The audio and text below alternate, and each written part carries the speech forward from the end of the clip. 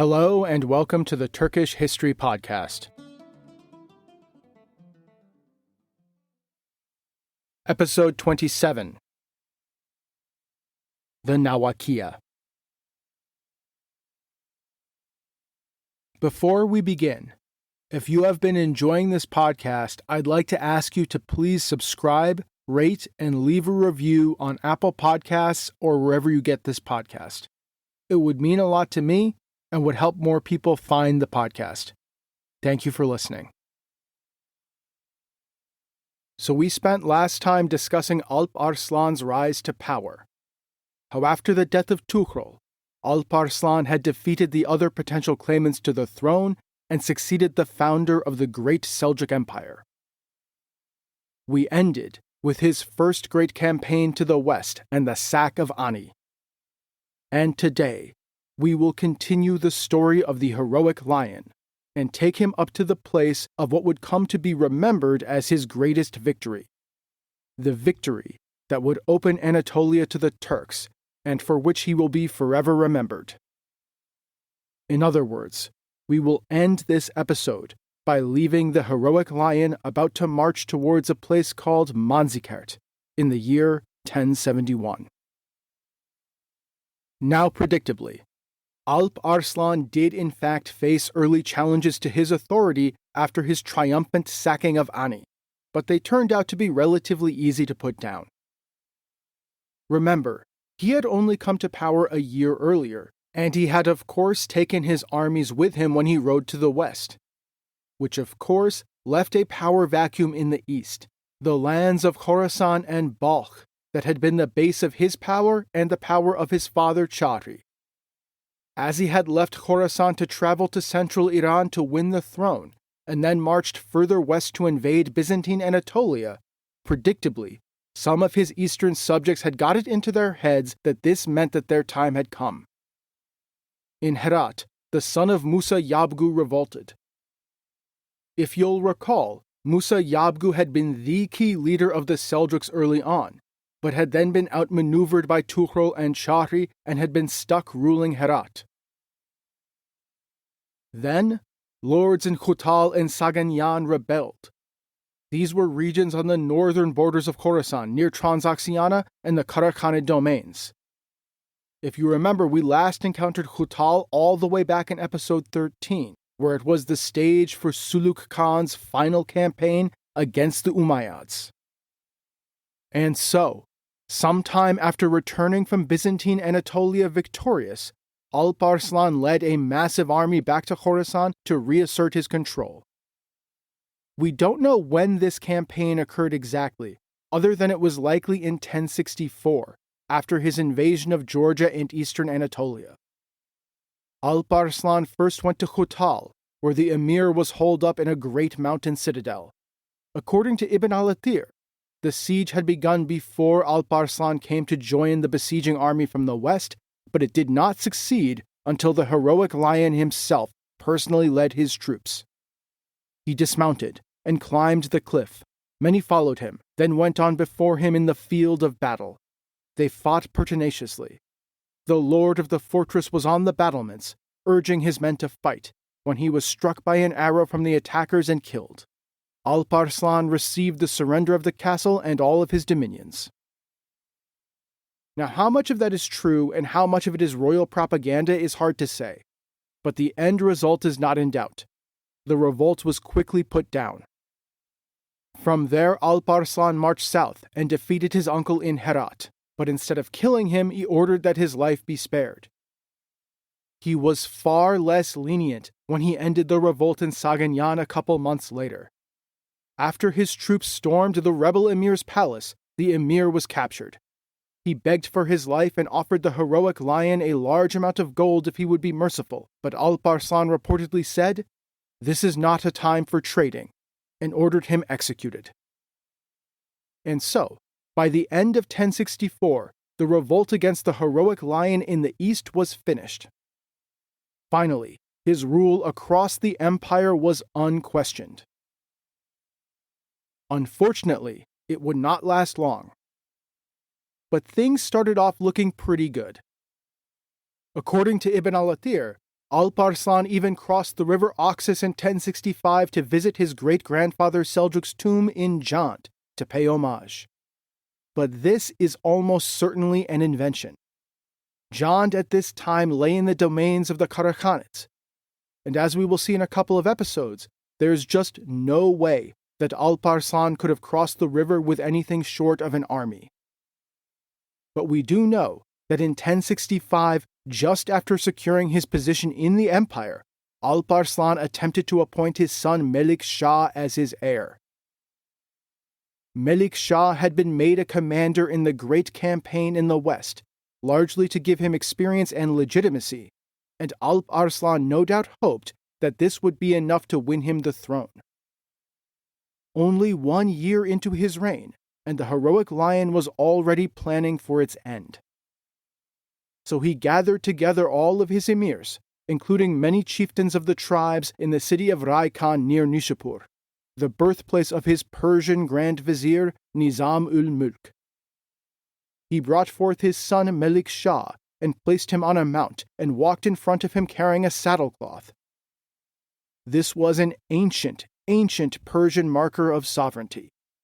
He then made all of the assembled men take oaths of loyalty to Melik Shah and bestowed cloaks of honor upon them, again, in accordance with ancient Persian ceremonies. Then the khutbah, the Friday sermon, was ordered to be read in the name of Alp Arslan and Melik Shah throughout the empire. As a reward for their recognition, the great emirs of the state were given territories and lands to administer. Cleverly, Alp Arslan seems to have assigned lands on the frontiers of the empire. Maybe through thus empowering his emirs, he could bind them to the state and also expand the great Seljuk Empire even further. And importantly, this also kept powerful nobles away from the center of the state. Now, all of this was actually a huge gamble. Remember, the Turks did not, and indeed never would, develop an orderly system of succession. Right up until the end of the Ottoman dynasty, the state could go to any member of the ruling clan. But this feature of Turkish political theory was not particularly well loved by many Turkish leaders. Tughral himself, enamored by the sophisticated Perso-Islamic political tradition, had of course attempted to appoint an heir. And Alp Arslan, though he had come to power through the traditional Turkish succession system, craved the stability that the more civilized Perso-Islamic system provided. And so, like Tughral before him, he attempted to short-circuit the very succession system that had brought him to power. Hopefully, picking an adult son with some military experience would work better than his uncle picking an infant governed by a Persian eunuch. Naturally, he wanted his own favorite son to succeed him in the practice of the great Persian shahs of old. Indeed, I think we should see this desire to tame the wild Turkish succession system as part and parcel of the continuous cooking of the Seljuk dynasty, the Seljuk Court becoming more and more Islamic, more and more Persian, in short, more and more sedentary. We can see this in how overtly Persian the ceremony appointing Melik Shah was. And as always, this continuous cooking of the court will of course continue to lead to conflict with the wild tribes upon whom the court depends. But this attempt to make Melik Shah his heir caused a more immediate problem, because sitting in Kirman, Alp Arslan's brother Kavurt was having none of this. Kavurt had been bitterly stewing in the southeast of Iran ever since his brother had defeated Kutalmish in the field and made his succession to Tughral a fait accompli. As we discussed last time, though Kavurt had taken Esfahan shortly after Tughral's death, the quick acceptance of Alp Arslan by the Iranian elites had convinced him that he could not really defeat his brother. So Kavurt pledged his loyalty and slunk back to Kirman. No doubt, he was hoping to get another bite at the apple. In his own words, he demanded his share of the inheritance. So of course, this ceremony appointing Melik Shah was incredibly provocative to him, and he was not going to sit there and take it. He raised the flag of revolt in Kirman by symbolically dropping Alp Arslan's name from the khutbah in late 1066. And so, in 1067, Alp Arslan assembled an army and rode towards Kirman, while Kavurt, of course, assembled his own armies. The battle between the two brothers that had been avoided 4 years earlier on Tukhrul's death was finally joined in June 1067. Alp Arslan's forces completely overwhelmed Kavurt's vanguard, routing them. They then pressed on towards the main army and Kavurt himself. Reportedly, when he and his army heard of the defeat of their advance guard, they were fearful and perplexed. They fled, every man thinking only of himself. Kavurt fled to a nearby castle and holed himself up. No doubt, he remembered the fate of their uncle Kutalmish and feared his brother's vengeance. But in a pattern of behavior we're going to see pop up again and again with him, instead of killing his enemy, Alp Arslan forgave him. Kavurt was even left in charge of Kirman. According to the historian Ibn ul-Isir, Alp Arslan even granted beautiful gowns and iktaf fiefs to Kavurt's daughters. Now, on some level, it's commendable that Alp Arslan forgave his brother, but it would also prove in this case to be a bit of a mistake strategically. There is a reason that every historian calls this episode the first revolt of Kavurt. That said, it is also likely that Alp Arslan's ability to actually kill his relatives was limited. Kavurt's popularity with the wild Turkmen tribes and the tribes' belief in the concept of clan sovereignty made Alp Arslan loath to do away with him permanently. And it might also be that Alp Arslan didn't really have time to deal with Kavurt properly, because the very same year that he had defeated his brother's initial revolt, he was forced to ride back to the west. See, after Alp Arslan had sacked Ani and forced King Bagrat IV of Georgia to bend the knee and become a Seljuk vassal, Bagrat immediately began looking for a way to balance Seljuk power and extract himself from the claws of the heroic lion. And he decided to turn to Constantinople for aid. Now, before the coming of the Seljuks, the Georgians and the Romans actually had a quite tense relationship. As the Roman Empire conquered Armenia and incorporated the Armenian principalities directly into the empire, they butted up against the nascent kingdom of Georgia, and the empire, under the Macedonian dynasty, became again a great and powerful state, which of course began meddling in Georgian politics. The Romans invaded Georgia several times, threatened to invade several more times, and were constantly interfering in disputes among the Georgian nobles and in the succession to the throne of the kingdom. But the coming of the Seljuks and the defeats that they inflicted on both the Georgians and the Romans convinced both sides to come together to face this new threat. Diplomatic envoys scurried back and forth between Constantinople and the Georgian capital, and the terms of an alliance appear to have been reached. According to both Byzantine and Georgian sources, at some point following his initial defeat at the hands of Alp Arslan, Bagrat sent his daughter off to marry the co-emperor of Byzantium, Michael Dukas, which was a great diplomatic coup for Bagrat. Having his daughter marry the emperor of the Romans was quite a big deal, and it also shows the importance the Romans were now putting on their renewed relationship with Georgia and the threat they felt that the Seljuks posed. Thus strengthened in his alliance with the Byzantine Empire, by late 1067, Bagrat felt secure enough to stop sending tribute to Alp Arslan. Alp Arslan, of course, could not let this stand, and in any event, campaigns against Georgia were a good look for him. They both burnished his image as a Ghazi warrior prosecuting jihad, and it also provided a great outlet for his wild Turkmen tribes, allowing them to plunder and maraud, and it gave them fertile, non-Muslim lands in which to pasture their herds. So at the end of 1067, with his brother put in his place, more or less, Alp Arslan rode back to the west. A vanguard force led by the Turkish Emir Savtekin rode out ahead of the main hordes to secure the route of the invasion. On his way west, Savtekin subdued a rebellious Kurdish emirate, the Shaddadids, before marching into Georgia proper. Alp Arslan himself quickly joined the main army, and in early 1068 marched on the great Georgian city of Tbilisi itself. The city fell after a short battle outside of its walls, without even needing to be put to siege.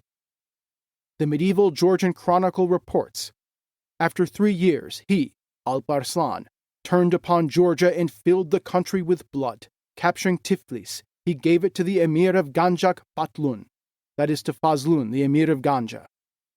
Additionally, as the Seljuks entered into Georgia, 2 local minor Muslim emirs, the Emir of Derbend and the Shirvan Shahs, got into a little bit of a tiff. The Emir of Derbend even managed to capture the Shirvan Shah before Alp Arslan was forced to order Savtekin to discipline him. Hopefully, he would thereby gain control of the critical passes through the mountains that Derbend controlled. With the submission of the Emir of Derbend, and with the great city of Tbilisi in his hands, Alp Arslan now stood as the supreme lord of the Caucasus, at least the southern side of them. He then moved north into the area between Rustavi and Tiflis, which is in the south of the modern-day Republic of Georgia. A modern historian named A.C.S. Peacock, who is really the leading contemporary expert on Seljuk history, has basically proven that in all of the Seljuk invasions of the Caucasus, the Turks were above all concerned with finding pasturage. Always, the invasions were targeted against the places that had the best summer and winter pasturages. In this area, the valleys of southern Georgia was ideal for steppe nomads. As his men grazed their herds throughout the land, and Fazlan set himself up in Tiflis as a Seljuk vassal emir, Alp Arslan began to send further raids from Azerbaijan and Georgia deep into eastern Anatolia. But unfortunately, the Seljuks were not able to hold much of these newly conquered lands in Georgia. When Alp Arslan returned to Iran in 1068, the war between the Emir of Derbend and the Shirvan Shahs of course reignited, and the Emir of Ganja was quickly then drawn in. As these 3 Seljuk vassals fought, King Bagrat spied his chance and marched on Tbilisi. Though the Emir of Ganja was able to raise a force 30,000 strong, King Bagrat and the Georgians defeated them in June 1068 and re-entered Tbilisi in triumph. But the Caucasus were of course of great importance to the Seljuks, both because war against the infidel burnished the Seljuk status as Ghazi warriors prosecuting the jihad, and because the Caucasus contained excellent pasturages. Alp Arslan would send Savtekin back to Georgia in 1069 to prosecute the war. But the heroic lion was not able to return to the west in 1069, because yet again, in October 1068, just as Alp Arslan was finally settling down in Esfahan, he got news that his brother Kavurt had yet again revolted. Kavurt began his second revolt after getting to talking with the governor of Fars province, while Alp Arslan was preoccupied in Georgia.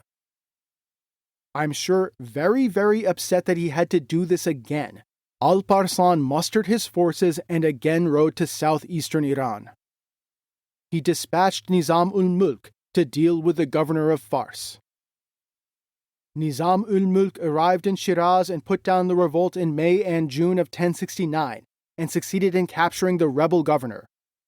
Meanwhile, Alp Arslan made it to Kirman and besieged the city of Berdesir, where his brother was holed up.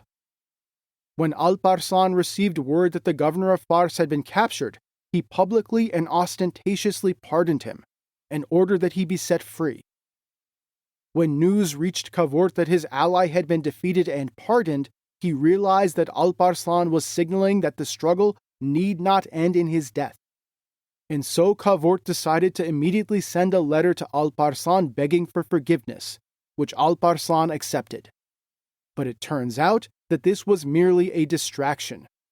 Kavurt simultaneously sent out letters to Seljuk forces in Kirman and managed to convince a portion to switch sides. Alp Arslan, upon learning of this, realized that he had to retreat and move back to Shiraz and then Esfahan.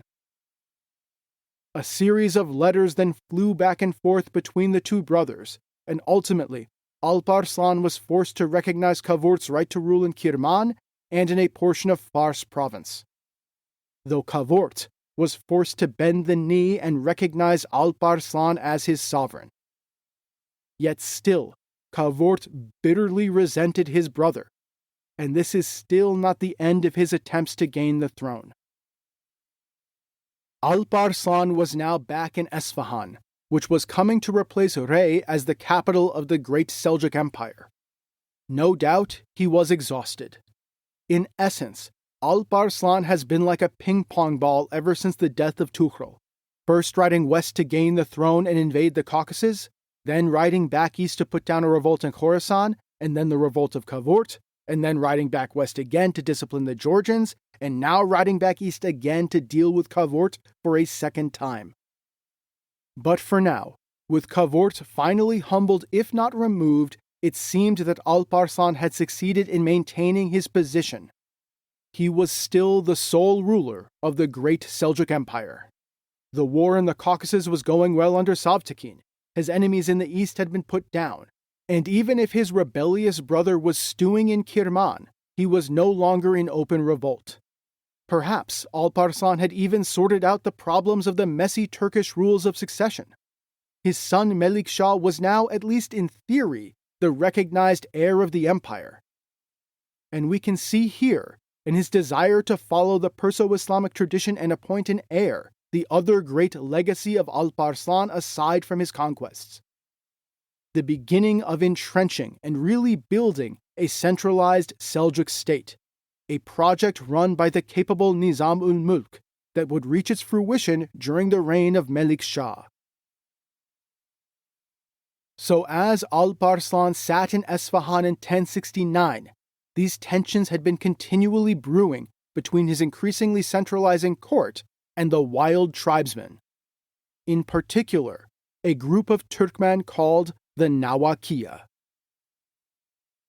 The origin of the Nawakiyya is very unclear, but in all likelihood they formed out of the Iraqiyya Turkmen, those tribes who had fled west and rampaged across Iran following the defeat of Arslan Israel at the hands of Mahmud of Ghazna, which we discussed all the way back in episode 22 when we first started the story of the Seljuks. After rampaging across Iraq and raiding as far as Diyarbakir, the Iraqiyya had finally submitted to Tughral after the great Sultan had conquered Iran. Tughral had of course encouraged them to raid Anatolia to get rid of them. The Iraqiyya then disappear from the historical record just as the Nawakiyya enter it. And it appears very likely that essentially they were joined by other wild tribes who followed the Seljuks west, and a new tribal confederation formed. And critically, the Nawakiyya were principally led by members of the Seljuk dynasty. More uncooked members of the royal house who were not happy with the cooking of the court, who preferred the Turkish political tradition to the Perso-Islamic political tradition. Members of the royal family who perhaps saw that the tribes were the foundation of the throne, and maybe men who made the calculation that being a steppe leader, a lord of the grasslands, was a better route to power than playing Shah, particularly on the fringes of this new Seljuk Empire. Alp Arslan's own brother-in-law, a man named Erbasgan, was the key leader of the Nawakiyya. Another leader was a certain Seljuk prince named only as Ibn Khan, that is the son of the Khan, but in the long term, the most important of the Seljuk leaders of the Nawakiyya would turn out to be a man named Suleiman, a son of Kutalmish, and the man who will go on to be the first Seljuk Sultan of Rum. And as I'm sure you can guess, Suleiman is going to play an incredibly important role in our story when we eventually get to the Seljuk Sultanate of Rum and what I'm going to call informal Season 5. Now the Nawakiyya, like many of the wild Turkmen tribes, settled along the frontiers of the empire. This was largely because the court did not want them plundering the central lands of Iran, which would of course be intolerable to the settled Persian elites who were also critical to the regime's survival. The Turkmen tribes were therefore continuously pushed off into the Caucasus and Anatolia. This was, of course, a critical impetus of the Seljuk warfare against the Christian kingdom of Georgia and the Byzantine Empire. We should never forget that the Seljuk court had an ambiguous and fraught relationship with these Turkmen groups. The Turkmen were the root of the state's power, but as we have seen, they were also unpredictable and could rise up in revolt to threaten the state itself. Think of the revolt against Tughral that almost destroyed him. As such, the Seljuk court was very wary of them, even as it needed them. And so the more independent of these tribes were constantly encouraged to move to the fringes of the empire where they could conquer, but also where they would pose less of a threat to the regime itself. Particularly, powerful tribal confederations like the Nawakiyya, which were led by members of the House of Seljuk itself. But once out on the frontier, these groups were also harder to control, and they became in essence vassals of the court, but with their own independence and their own agenda. This was a fluid relationship, one that was constantly under negotiation, and a relationship that had the potential to become incredibly bloody and destabilizing if things went the wrong way. And as such, the court and the Nawakiyya came to greatly fear and distrust each other. The Nawakiyya came to mostly settle in what is now northern Syria and southern Turkey, sitting on the gates of Anatolia in a territory ruled by a patchwork of relatively minor Arab emirates. These emirates sat on the border between Seljuk and Roman and Fatimid spheres of influence. The most important of these was the Emirate of Aleppo, and critically, these Arab emirs were Shia, and not just Shia, but vassals of the Fatimid Caliphate in Egypt. The Fatimids loosely ruled the lands of the Levant and Syria as overlords of these Shia emirates. So the Nawakiyya, sitting on the fringes of the great Seljuk Empire, essentially began to hire themselves out to the vassals of the great rival to the Abbasid Caliphs. This was, of course, incredibly provocative to the Seljuk court, which depended on Abbasid recognition for its legitimacy. By the late 1060s, the Nawakiyya and the Emirs of Aleppo had basically formed a powerful alliance that, in essence, defied the will of the court in Esfahan, and which Alp Arslan looked at with increasing unease and fear. And it would be this distrust of the Nawakiyya and the Shia Emirs of Aleppo that would ultimately, and inadvertently, lead to the Battle of Manzikert. Because it turns out that political developments in Constantinople would weave into this delicate, multilateral web of tension between the Seljuk court, the Nawakiyya, the Emirs of Aleppo, the Fatimid Caliphs, and the Abbasid Caliphs. And in doing so, the relationship between Byzantium and the great Seljuk Empire would be upended, ultimately to the ruin of the Roman Empire. So let's back up and look at what was happening in Byzantium and the relations between the Roman and Seljuk empires. From a 1,000-foot view, the emergence of the great Seljuk Empire recreated a powerful Islamic empire that could challenge the Roman Empire. Ever since the anarchy at Samarra during the Intermezzo, the Romans had been able to take advantage of the disorder within the lands of Islam to reconsolidate, retrench, and expand again. From the Balkans through to Anatolia, Roman power again expanded, and various Armenian, Georgian, and Muslim local lords came to swear allegiance to the emperor in Constantinople. This reached its real consummation in the year 1045, when Ani was annexed directly into the empire. The various Armenian lords were given titles and pensions in Constantinople in exchange for the sovereignty of Armenia. This was coincidentally the same time frame as Tughral's conquest of Iran and the emergence of the great Seljuk Empire. And with the Seljuks now reuniting much of the Islamic world, the dynamic that had governed the relations between the Roman Empire and the Muslim world during the days of the Umayyad and Abbasid Caliphates in a sense returned, except Instead of Arab raiders fighting for God and plunder, it was Turkmen raiders fighting for plunder and pasturage, and also God on the side. For their part, the Seljuks saw Anatolia as the perfect release valve for their wild Turkmen followers, a release valve that also had the benefit of burnishing their standing as Ghazi warriors prosecuting the jihad. This resulted in both the Great Seljuk campaigns, first the Kapetran and Manzikert campaigns during Tughrul's reign, and then the Ani campaign led by Alp Arslan himself, and in near-constant raids by the Turkmen. And this formation of a mighty and aggressive Turkish empire on their frontiers, and constant raiding of the Turkmen, of course had an impact within the Roman Empire. As we discussed earlier in this episode, it caused the Romans and the Georgians to mend fences and begin to come together to oppose this mighty and young Seljuk Empire. And more importantly, this constant raiding would soon come to spark a political crisis within the Roman Empire itself. See, in the year 1067, the elderly Emperor Constantine Ducas died. I would highly recommend listening to the Amazing History of Byzantium podcast if you are interested in the details. For our purposes, it suffices to say that the final act of the dying emperor was to decree that only his young sons could succeed him. This enabled his wife, Eudokia, to rule as regent. But this didn't really work, and as the court in Constantinople was turned inwards, as Anatolia became denuded of troops after the death of the emperor, Turkmen raiders made increasingly devastating raids into Anatolia. This included both the Nawakiyya, riding north from Syria, and Turkmen more loyal to the House of Seljuk, riding west from recently reconquered Georgia, as we discussed earlier.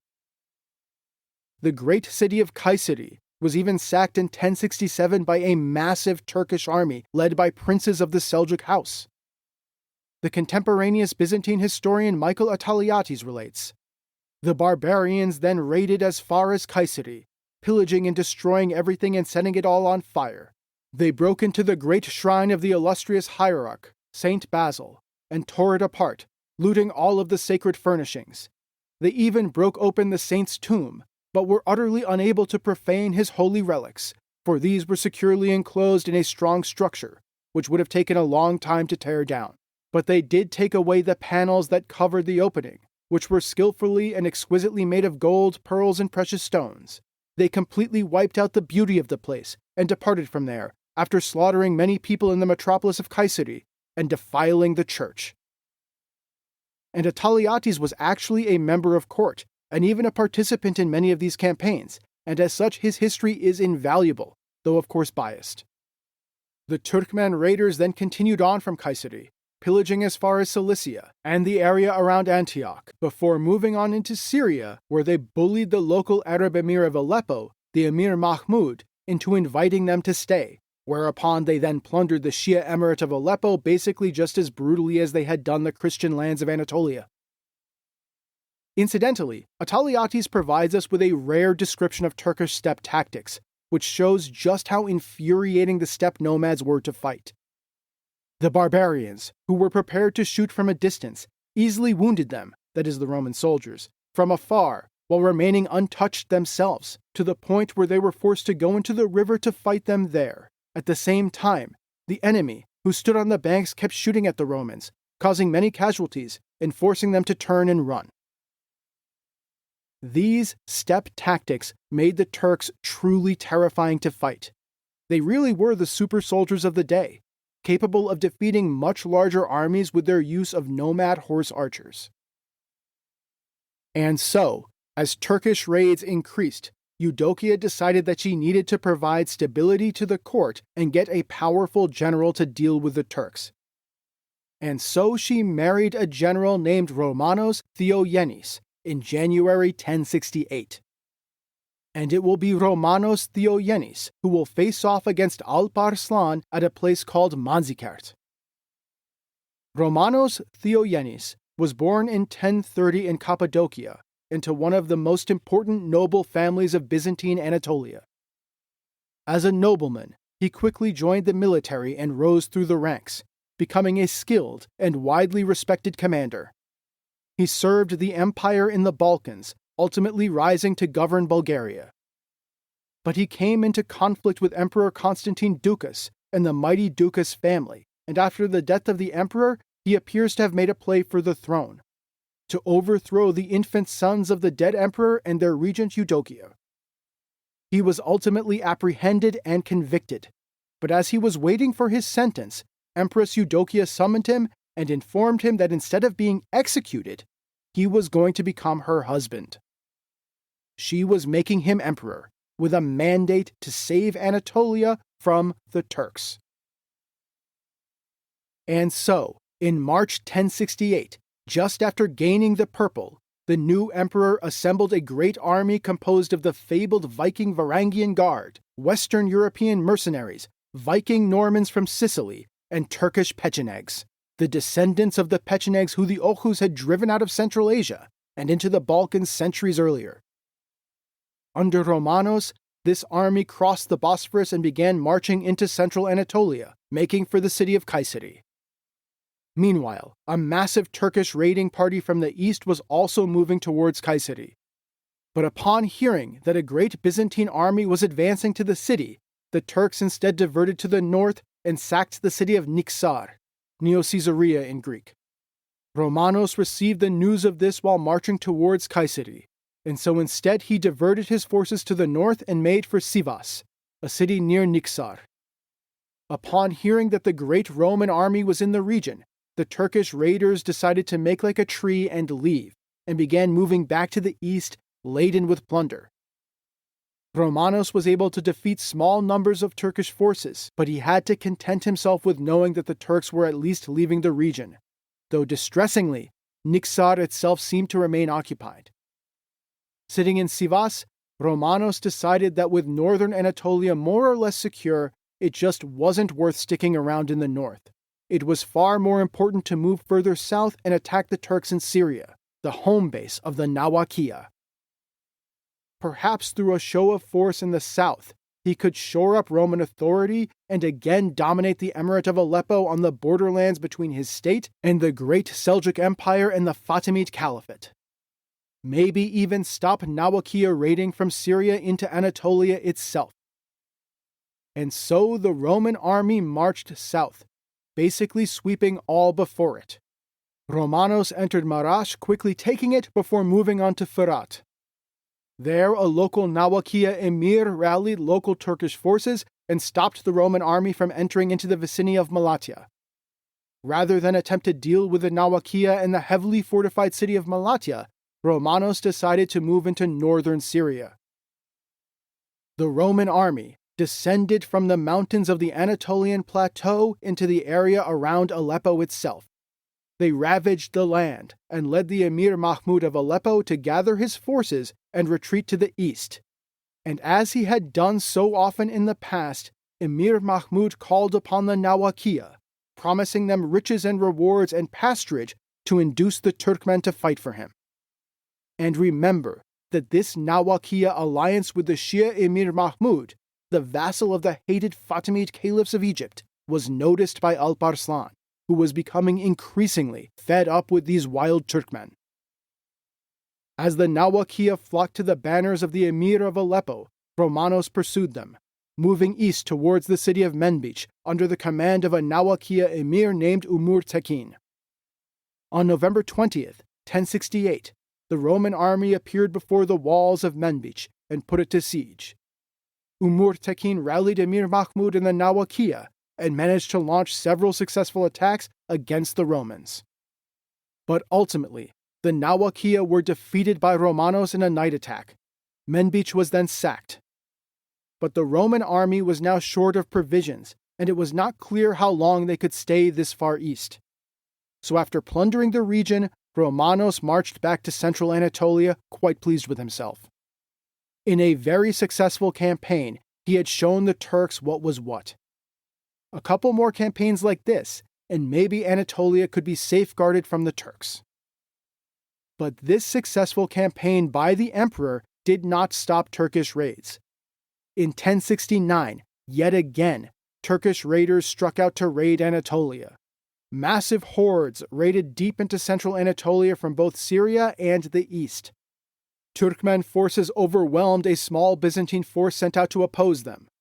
Upon hearing news of the approach of the Turkmen, Emperor Romanos organized 3 great armies, sending one to Malatya in the south, one to Sivas in the north, and personally rode out to lead the last army to Kayseri in the center. Nawakiyya forces around Kayseri were forced to pull back as the Emperor of the Romans appeared, and Emperor Romanos advanced to the river Firat and secured the region. But as the Emperor crossed the river Firat, Nawakiyya forces regrouped and launched an attack on Malatya and defeated the Byzantine army ensconced there. So even as Emperor Romanos was able to advance, Turkmen raiders broke through the defensive lines and crossed into central Anatolia. As the emperor reached Elazığ, a massive Turkmen army raced west towards the great city of Konya, called by the Romans Iconium. Konya was one of the most important cities in Anatolia and was destined to become the capital of the Seljuk Sultanate of Rum. The Turks quickly sacked Konya, stripping it of its immense wealth, despoiling churches, and so on. The usual. Immediately upon hearing that Konya had fallen, Emperor Romanos, sitting in Elazığ, mustered his forces and began racing back west. The Nawakiyya troops, however, learned of the return of the emperor and escaped south through the Taurus Mountains, passing into Cilicia and from there into northern Syria laden with plunder. They left behind them a trail of devastation. When the emperor made it to Kayseri, it was too late. Romanos reportedly considered chasing after them, but according to Michael Ataliates, it was Ataliates himself who convinced the emperor that this would be pointless. The emperor was able to send out bands of troops to shadow the Turks, but to no effect. Dejectedly, he returned to Constantinople as autumn set in. Sitting in Constantinople in the winter of 1069-1070, Emperor Romanos Diogenes was in very bad spirits. Nothing seemed to be working to stop the relentless Turkish raids of Anatolia, raids that would certainly begin again when the snow melted. He began assembling an army to put under the command of Manuel Komnenos, the brother of the future Emperor Alexios. This army would march east in the spring to attempt to defeat the inevitable Turkish raids. And indeed, the Seljuk raids were inevitable, and unsurprisingly, the Turks would best Manuel's army. The Nawakiyya defeated this Byzantine force dispatched to meet them through the tactic of the feigned retreat, and Manuel himself was captured. They then proceeded to plunder across Anatolia. Michael Ataliates relates, "When the news of this reached the emperor, he and everyone else who had the best interests of the empire at heart were greatly disappointed. Even before the news became widely known, they heard more tidings to the effect that the Turks had taken by storm the city Honai, that is Honaz near Denizli, and the very shrine of the arch-general, famous for its miracles and dedications, and that they had filled the place with slaughter and filth and polluted the church with many outrages." The Turkish raids just could not be stopped, and they were reaching further and further west every year. But then, perhaps shockingly to the court in Constantinople, emissaries began arriving from a group of the Turks, from the Nawakiyya themselves. As we have discussed in this episode and in prior episodes, the relationship between the wild tribes and the Seljuk court had always been very tense. Think of the revolt by Ibrahim Yanal, the revolt of Kavurt, the way the Turkmen tribes had nearly destroyed Tughral himself. And the leader of the Nawakiyya, Erbasgan, had a particularly hostile relationship with Alp Arslan, his own brother-in-law. As Alp Arslan further centralized the state, Erbasgan and the other princes of the House of Seljuk who led the Nawakiyya became increasingly resentful of the heroic lion. And the feeling was very much mutual. For his part, Alp Arslan remembered well the revolts of the princes of the House of Seljuk, including the revolt of his own brother Kavurt, and how these rebel Seljuk princes would use the wild Turkmen to advance their own interests and threaten the state. things eventually came to a head over the Nawakiyya aid to the Shia Emirs of Aleppo and the Fatimid Caliphs, and Alp Arslan appears to have dispatched a small force to bring Erbasgan himself to justice. So as his relationship with Alp Arslan deteriorated, Erbasgan and the other leaders of the Nawakiyya decided to see if they could make a deal with the Roman emperor. Who better to help them oppose the Seljuk Court? They offered the emperor an alliance, a promise to help him defend Anatolia against their cousins, likely in exchange for tribute and pasturage rights on the fringes of the empire. As Ataliates relates, "It was that leader of the Turks who had defeated our army and captured our general, whom his own people were prepared to ransom for many talents, had of his own accord decided to join the emperor, and was to bring the general along with him. He would rather be known as a servant of the emperor of the Romans than a grand commander of the Huns. He came to the imperial city, having left behind his own forces, and made his decision to change sides, though it was not fully voluntary. The reason was that the Sultan governing Persia was ill-disposed towards him, as though he were a traitor, and had sent out one of his captains with an army against him. He was seized with fear, and could think of no other way of escaping the danger than to seek refuge with the Emperor of the Romans." And so Emperor Romanos made a fateful decision. He accepted Erbasgan's proposal. Romanos thought that he could get these fearsome Turkmen to cease their raiding of Anatolia and indeed fight off the other Turkmen groups who raided the country. Just as he had used the Pechenegs to fight the Seljuks, maybe the only way to beat the steppe riders was with other steppe riders. But in making an alliance with the Nawakiyya, Emperor Romanos had inadvertently planted the seeds of his own destruction. Because of course, sitting in Esfahan, Alp Arslan, the heroic lion, totally flipped out when he learned that the Nawakiyya had joined up with the Emperor of the Romans.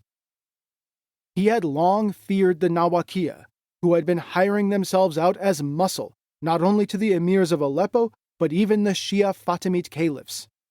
And now they were allying with the Roman emperor. Who knew how that was going to turn out? So Emperor Romanos' new alliance with the Nawakiyya in essence sank his relationship with Alp Arslan and the Seljuk Court, who above all feared the possibility of the tribes turning on the court. See, despite the sack of Ani and the constant raiding of the Turkmen, the Seljuk Court and Constantinople actually had fairly good relations during the reign of Alp Arslan up until this point. The Seljuk Court routinely told the Romans that there was actually very little they could do to control the Turkmen, and the Byzantines were eager to not antagonize their mighty neighbor. There even appears to have been a peace treaty entered into between the two empires. And for his part, Alp Arslan actually seems to have not really cared at all about Romanos marching into northern Syria. If anything, he was all for it. If the tribes were engaged in war with Byzantium, they weren't going to turn on the state. Remember that the Seljuk Court saw Anatolia as a release valve for the wilder of the Turkmen and the ambitious members of the Seljuk dynasty. I mean, if the Emperor of the Romans also wants to go attack that Shia heretic, Emir Mahmud of Aleppo, more power to him. And if the Roman Emperor kicked in the teeth of the Nawakiyya a little bit, all the better.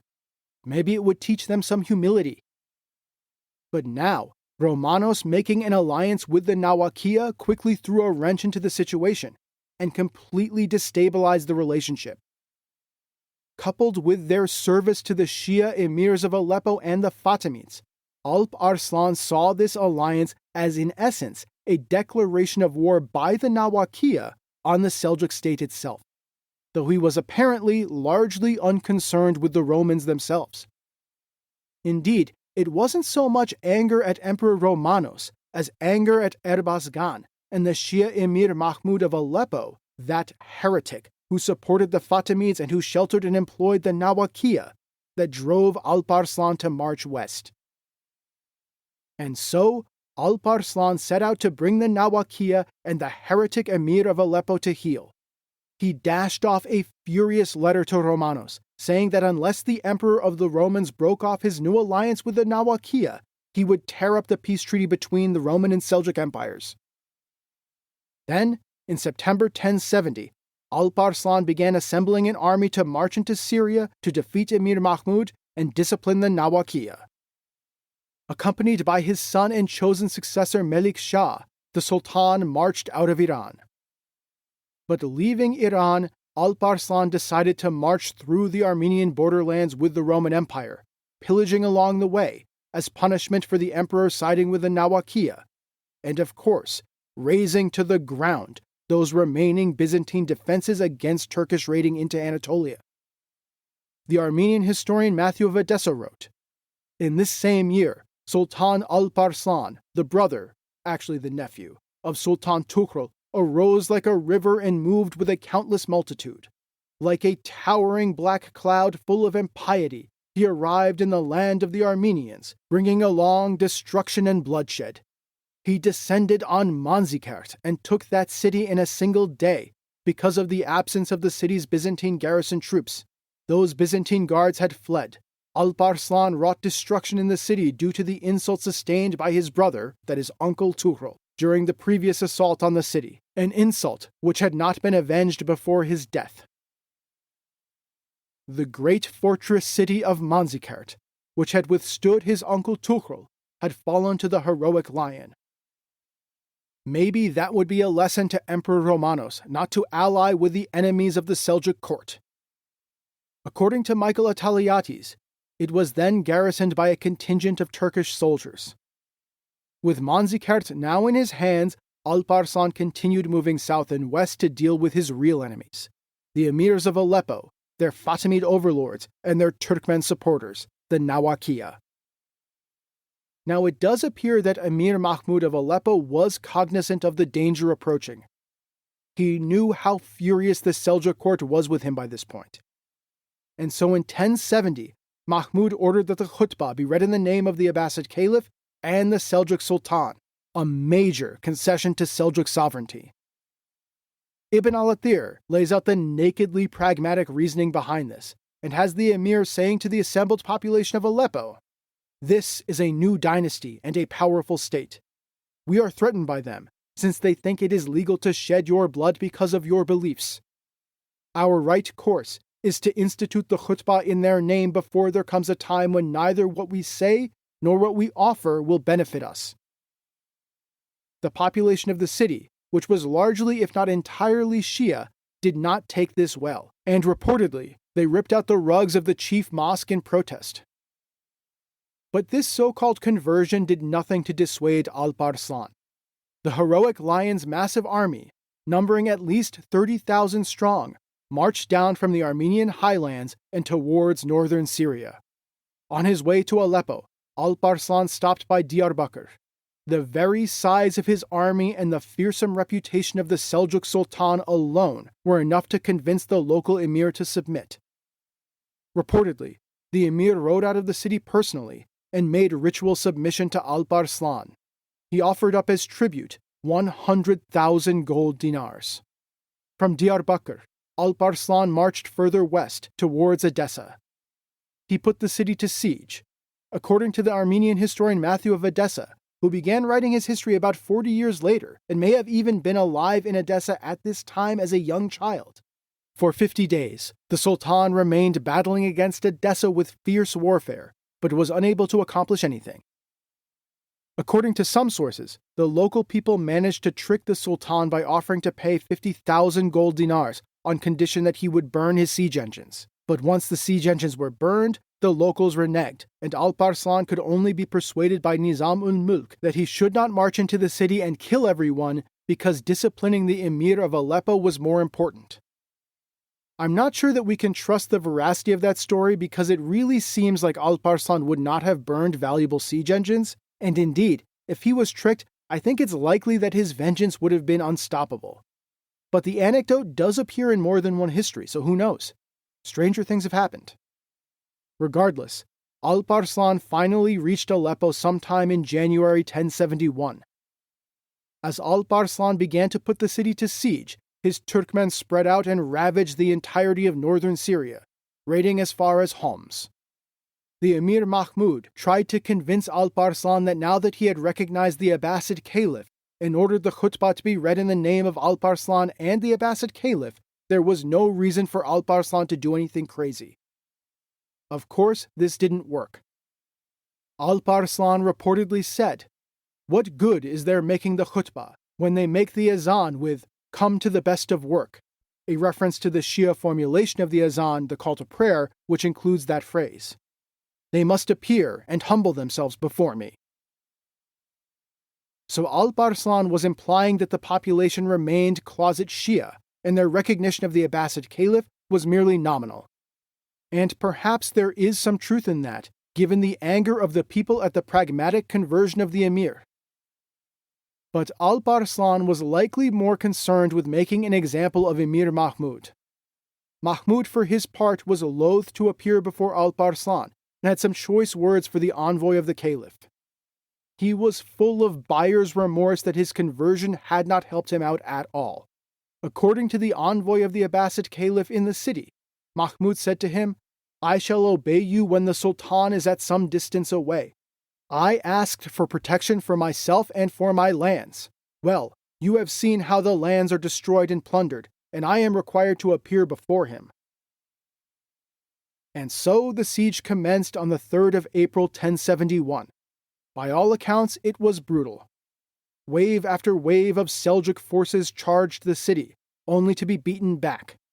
According to Ibn al-Athir, Alp Arslan's own horse was struck out from beneath him by a catapult, though the Sultan escaped unharmed. Eventually, as so often happens, both sides tired and realized that it would be for the best if they came to some sort of understanding. Ibn al-Athir mentions that prices were rising in the city, no doubt an indication that supplies were running low.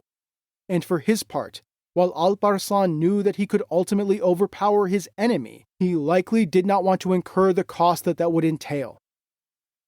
And so, likely within a couple of months of its start, the siege was called off. There is a discrepancy in the sources as to the circumstances of its end. Ibn al-Athir says that Emir Mahmud came from the city at night and presented himself before Alp Arslan with his mother and daughter. The two women then pleaded for his life to the heroic lion, who graciously forgave him. Alp Arslan then presented him with robes of honor and reinstalled him in Aleppo as a now loyal vassal. The anti-Seljuk author Ibn al-Jawzi says that Alp Arslan was driven from the walls of Aleppo in defeat by the victorious Emir Mahmud, crossing the Euphrates like someone in flight, and that he lost many men, horses, and camels. Now, the truth lies somewhere between them, of course. And I think the most likely outcome is that Emir Mahmud and Alp Arslan negotiated a deal whereby Aleppo would stay in the hands of Mahmud, but he would recognize Alp Arslan's sovereignty, pay tribute, and read the khutbah in the name of Alp Arslan and the Sunni Abbasid Caliph. Indeed, we know for certain that the city thereafter became a vassal of the Seljuks, and it seems from other sources that the city remained officially Sunni, and the khutbah continued to be read in the name of the Seljuk Sultan and the Abbasid Caliph. So I do tend to think that Ibn al-Jawzi's account that Alp Arslan was driven from the walls in defeat is a bit of wishful thinking and revisionist history from a particularly anti-Seljuk author. It is clear from later events that Alp Arslan forced the Emir of Aleppo to bend the knee and become a Seljuk vassal.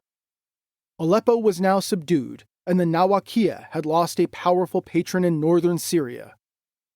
Indeed, following the submission of Aleppo, the Nawakiyya confederation seems to have resubmitted to the rule of the Seljuks. Seeing the heroic lion ride west in force, the wayward Turkmen lords had been brought back to their senses, and the Islamic histories indicate a grudging Nawakiyya acceptance of Seljuk overlordship. Even Erbasgan appears to have rejoined the fold and agreed to call off his nascent alliance with the Emperor of the Romans. In order to maintain this new hegemony in the region, Alp Arslan decided to leave his son Melik Shah in the area, to oversee both the emirs and the potentially troublesome tribesmen. From here, the Nawakiyya would march south to begin the Turkish conquest of southern Syria and the Levant. And shortly, they will also ride north into Anatolia, which is about to be thrown into chaos. Because as Alp Arslan began marching back east to Azerbaijan in late May 1071, fresh off his success in disciplining the Nawakiyya, the Roman Emperor, Romanos Diogenes, was also on the march, and he was leading a great and mighty Roman army to retake that fortified city that the heroic lion had recently snatched from him. The Roman army was marching towards a place named Manzikert.